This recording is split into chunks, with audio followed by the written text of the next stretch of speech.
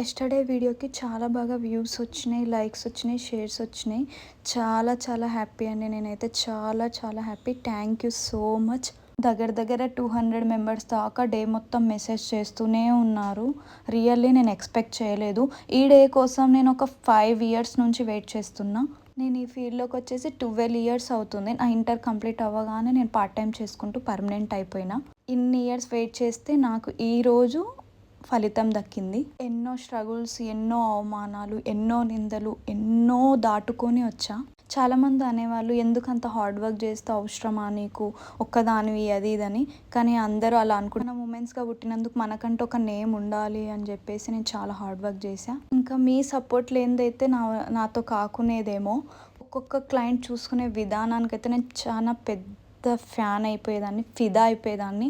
Really నా age తక్కువైనా నన్ను ఏ రోజు కూడా ఇట్లా అని చూసేవాళ్ళు కాదు. చాలా బాగా ఓన్ సిస్టర్ లాగా చూసుకునేవాళ్ళు. ఇంకా చెప్పేది కదా, ఈవెంట్ అయిపోయేదాకా ఉండు, 2 డేస్ ఉండు, 3 డేస్ ఉండు అని చెప్పేవాళ్ళు.